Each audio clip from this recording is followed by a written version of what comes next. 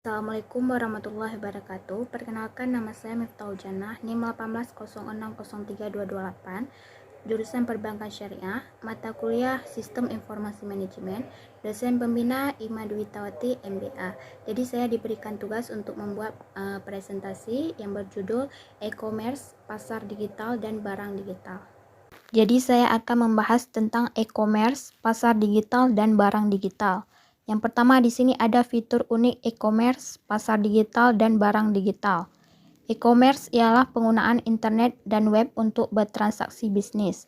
Dimulai pada tahun 1995 dan tumbuh secara eksponensial, masih stabil bahkan dalam resesi. Kemudian perusahaan yang selamat dari gelembung.com sekarang berkembang pesat. E-commerce baru terdiri dari sosial, seluler, dan lokal. Kemudian ada 8 fitur unik internet dan web sebagai media komersial. Yang pertama ada ubiquity, yaitu teknologi internet atau web tersedia di mana-mana seperti kantor, rumah, dan sebagainya. Kemudian ada efek dari ubiquity. Yang pertama ada marketplace, dihapus dari temporal, geografis, lokasi menjadi market space. Kemudian meningkatkan kenyamanan pelanggan dan mengurangi biaya belanja. Kemudian mengurangi biaya transaksi, kemudian biaya partisipasi di pasar. Kemudian jangkauan global, teknologi menjangkau seluruh batas-batas nasional di sekitar bumi. Efeknya ialah perdagangan dimungkinkan melintasi budaya dan nasional dengan batas-batas mulus dan tanpa modifikasi. Market space mencangkup berpotensi miliaran konsumen dan jutaan bisnis di seluruh dunia. Kemudian ada standar universal, satu set standar teknologi atau standar internet. Efeknya ialah sistem komputer yang berbeda dengan mudah berkomunikasi satu sama lain. Kemudian biaya masuk pasar yang lebih rendah, biaya yang harus dibayar pedagang untuk membawa barang ke pasar. Kemudian menurunkan biaya pencarian konsumen usaha yang diperlukan untuk menemukan produk yang sesuai. Kemudian ada richness, yaitu mendukung pesan video, audio, dan teks. Efeknya ialah memungkinkan untuk mengirim pesan kaya dengan teks, audio, dan video secara bersamaan ke banyak orang. Kemudian pesan pemasaran video, audio, dan teks dapat diintegrasikan ke dalam pesan pemasaran tunggal dan pengalaman konsumen. Kemudian ada interaktivitas. Teknologi ini bekerja melalui interaksi dengan pengguna. Efeknya ialah konsumen terlibat dalam dialog yang secara dinamis menyesuaikan pengalaman dengan individu. Kemudian ada konsumen menjadi co-partisipan dalam proses pengiriman barang ke pasar. Selanjutnya ada kepadatan informasi. Peningkatan besar dalam kepadatan informasi, jumlah total dan kualitas informasi yang tersedia untuk semua pelaku pasar. Efeknya ialah transparansi harga yang lebih besar, transparansi biaya yang lebih besar, memungkinkan pedagang untuk terlibat dalam diskriminasi harga. Kemudian ada personalisasi atau kustomisasi, yaitu teknologi yang mengizinkan modifikasi pesan barang. Efeknya ialah pesan yang dipersonalisasi dapat dikirim ke individu maupun grup. Produk dan layanan dapat disesuaikan dengan preferensi individu. Kemudian ada teknologi sosial. Teknologi ini mempromosikan konten pengguna, pembuatan, dan jejaring sosial. Efeknya ialah model sosial dan bisnis internet baru, memungkinkan pembuatan dan distribusi konten pengguna, mendukung jaringan sosial, dan model banyak ke banyak. Kemudian pengaruh internet di pasar, yaitu mengurangi asimetri informasi eteri, menawarkan fleksibilitas dan efisiensi yang lebih besar karena mengurangi biaya pencarian dan biaya transaksi biaya, menu lebih rendah, diskriminasi harga yang lebih besar, penetapan harga dinamis. Kemudian dapat mengurangi atau meningkatkan biaya peralihan, dapat menunda kepuasan efek bergantung pada produk. Peningkatan segmentasi pasar, lebih kuat efek jaringan, lebih banyak disintermediasi. Kemudian ada digital, yaitu barang yang dapat dikirimkan melalui jaringan digital. Misalnya track musik, video, perangkat lunak, surat kabar, dan buku. Biaya produksi unit pertama hampir seluruh biaya produk. Biaya pengiriman melalui internet sangat rendah. Biaya pemasaran tetap sama, harga sangat bervariasi. Kemudian industri dengan barang digital sedang mengalami perubahan revolusioner atau penerbit label rekaman dan lain-lain. Selanjutnya yang kedua, saya akan membahas tentang e-commerce, model bisnis dan pendapatan. Ada 3 jenis utama e-commerce. Yang pertama bisnis ke konsumen atau B2C. Contohnya ialah barnesandnoble.com. Yang kedua bisnis ke bisnis atau B2B. Contoh ChemConnect.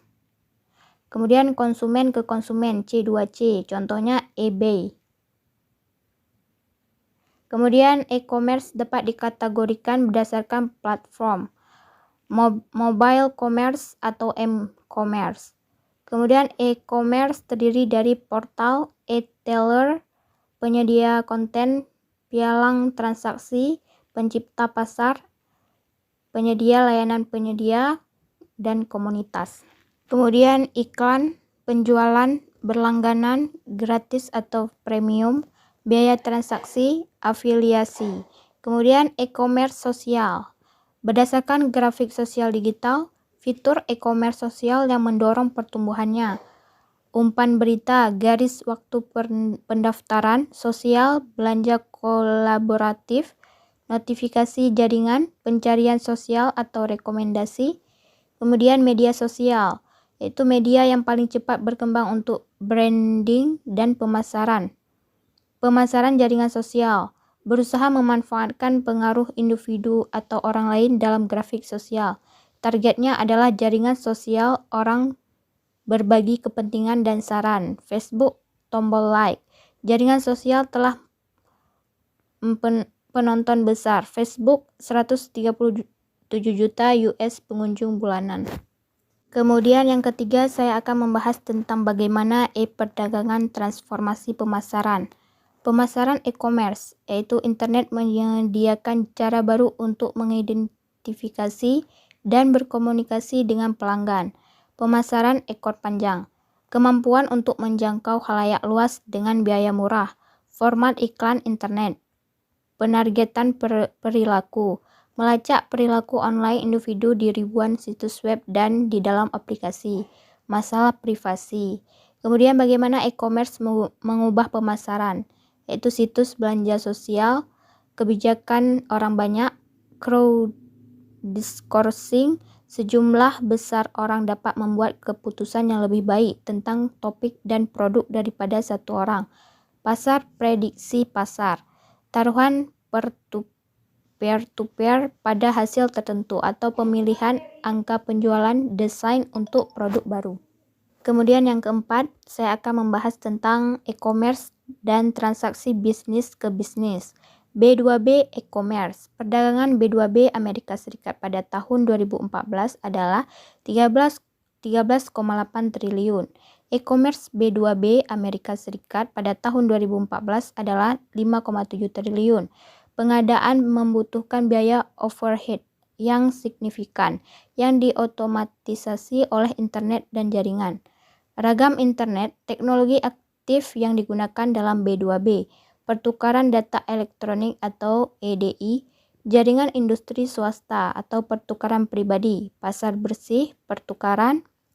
Kemudian ada Electronic Data Interchange atau EDI, pertukaran komputer ke komputer, dari standar transaksi seperti faktur, pesanan pembelian. Industri besar memiliki standar EDI yang mendefinisikan struktur dan bidang informasi elektronik dokumen. Semakin banyak perusahaan yang bergerak menuju jaringan pribadi yang memungkinkan mereka untuk terhubung ke lebih luas, berbagai perusahaan daripada yang diizinkan EDI dan berbagai informasi yang lebih luas dalam satu sistem. Kemudian jaringan industri swasta atau pertukaran pribadi.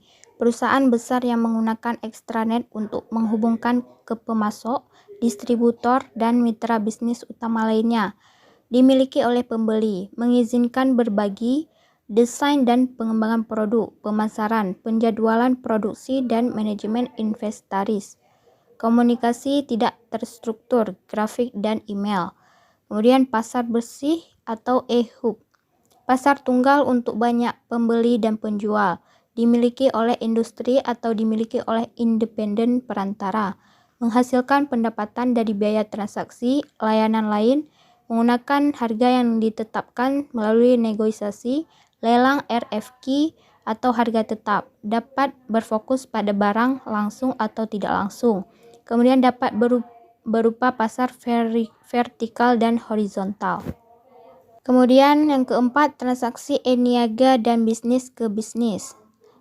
Pertukaran, pasar net pihak ketiga yang dimiliki secara independen, menghubungkan ribuan pemasok dan pembeli untuk pembelian langsung. Biasanya media menyediakan pasar vertikal untuk barang langsung untuk industri tunggal seperti makanan dan elektronik.